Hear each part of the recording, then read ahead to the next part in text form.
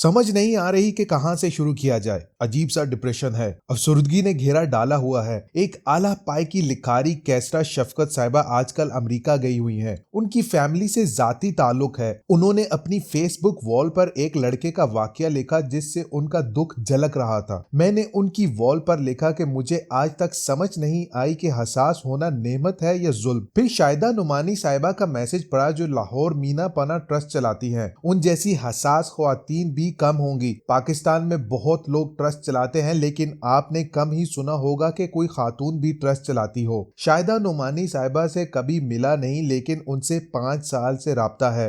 वो ट्विटर और फेसबुक पर मौजूद है। मुझे कहने दे कि मैंने उनसे ज्यादा हसास दिल इंसान कम ही देखा होगा। चले बहुत से लोग हसास होंगे, लेकिन वो सिर्फ आप या मेरी तरह कुड़ सकते हैं। नुमानी साहिबा ने दिल जलाने की बजाय इस मुआशरे के ऐसे लोगों की मदद का बेड़ा उठाया कि आज हैरत होती है कि एक अकेली औरत क्या कुछ कर सकती है। अगरचा अब उनकी वॉलंटियर्स की टीम बन चुकी है, वो अक्सर अपने व्हाट्सएप ग्रुप में मजलूमों और गरीबों की ऐसी वीडियोस शेयर करती रहती है कि दिल देखकर दहल जाए। कभी हैरानी होती है कि एक तरफ लोगों के पास इतना पैसा है और दूसरी तरफ ये हालत है। शाहिदा साहिबा वो खातून है जिन पर आंखें बंद करके भरोसा किया जा सकता है। मैंने उनकी शेयर की गई एक वीडियो पर कमेंट किया तो जवाब दिया, मैं भी रोज इस कर्ब से गुजरती हूँ। शाहिदा नुमानी साहिबा का मॉडल बड़ा मुख्तलिफ है। वो जहां लोगों की मदद से जरूरतमंद खानदानों की हर माह आपसे कफालत करवाती है, वहीं वो मुस्तहिक लोगों को दुकान खोल देंगी,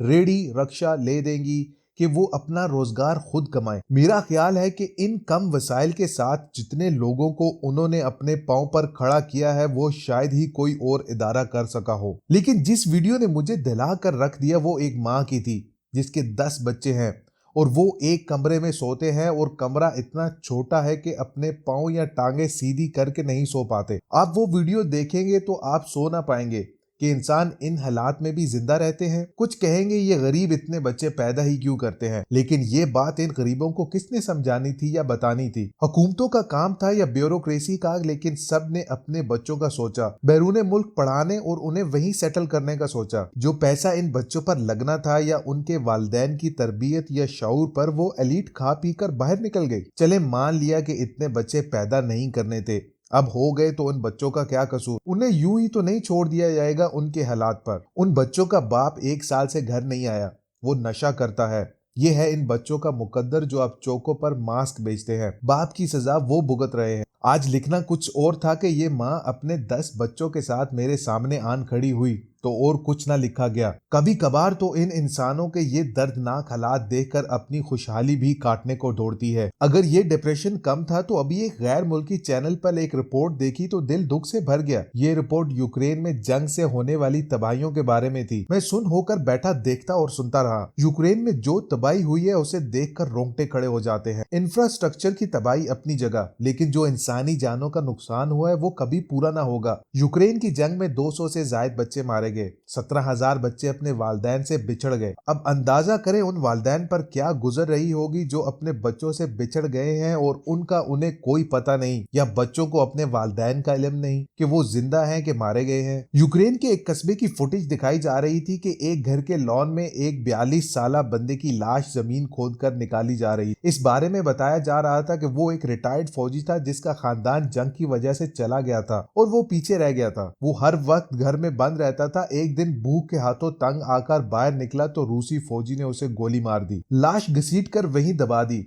किसी रूसी फौजी के लिए वो एक खेल होगा कि ठग से गोली मार दी। इस शोल में हजारों इंसान मारे गए। यूक्रेन का कॉमेडियन सदर कहता है कि रोज उसके 60 से 100 फौजी जंग में मारे जा रहे हैं। मैं उन रूसी और यूक्रेनी माओ की बदकिस्मती पर अफसुर्दा बैठा रहा जिनके जवान बच्चे इस दुनिया के चंद लोगों की जुनूनियत का शिकार हो रहे हैं। वो अपने अपने मुल्क की अजमत के नाम पर लड़ रहे हैं। बाइडन और पुतिन के अपने बच्चे इस जंग में शरीक नहीं। आम रूसी और यूक्रेनी इन लीडरों के फैसलों की भीड़ चढ़ रहे हैं। रातों रात इन लोगों की दुनिया तबाह हो गई। यूक्रेन जो गंदुम पैदा करने वाला बड़ा मुल्क था, वहां गंदुम की फसल फिर तैयार खड़ी है। दुनिया भर से सौदे हो रहे थे।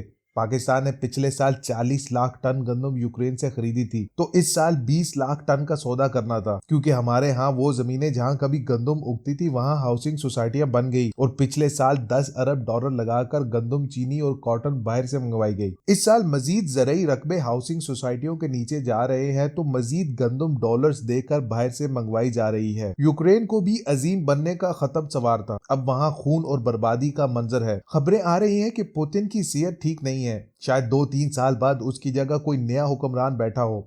बाइडन भी 2 साल बाद दोबारा सदर नहीं बनेगा। यूं जिन दो बड़ी पावर्स की अना और अजमत की खातिर जंग लड़ी जा रही है और जो यूक्रेन का कॉमेडियन सदर इस्तेमाल हुआ, वो 2 साल बाद मंजर पर नहीं होंगे, लेकिन उनकी अना की कीमत इन 70,000 यूक्रेनी बच्चों ने दी है जो माँ बाप से बिछड़ गए हैं, या वो 225 बच्चे जो जंग में मारे गए हैं, या वो साबका फौजी जो भूख के हाथों तंग आकर बाहर खाना ढूंढने निकला और रूसी फौजियों ने उसे दूर से ही गोली मार। वो दुनिया के खुशकिस्मत लोग जो पूरी दुनिया को गंदम सप्लाई कर रहे थे, आज इस दुनिया की दी हुई खुराक पर दूसरे मुल्कों में कैंपों में रह रहे हैं। 2-3 माह में उनकी जिंदगियां तबाह हो गई। वो घर जिनके लॉन में बच्चे खेलते थे वहां अब लाशें दफन है। वो खेत जहां गंदम उगती थी वहां रूसी फौजी लैंड माइंस बिछा गए हैं ताकि जंग खत्म हो और वो वापस आए तो इन बारूदी सुरंगों में मारे जाएं या हमेशा के लिए माजूर हो जाएं। मैं कभी ना समझ सका कि इंसान कैसे एक दूसरे से इतनी नफरत कर सकता है। दूसरों के बच्चों को बमों, तोपों या गोलियों से मार कर रात को कैसे अपने घर वापस जाकर अपने बच्चों को प्यार करते हैं, या उनके साथ सोते हैं, या अगले रोज उन्हें स्कूल भेजते हैं, या उनके मुस्तकबिल की मंसूबाबंदी करते हैं। या वो रूसी फौजी कैसे रात को सो पाता होगा जिसने तन्हा उदास घर में कई दिनों से खुद साख्ता कैद और भूख से घबरा कर खुराक की तलाश में सरगर्दा साबिक यूक्रेनी फौजी को दूर से गोली मार दी और लाश घसीट कर उसी घर के लॉन में गाड़ दी।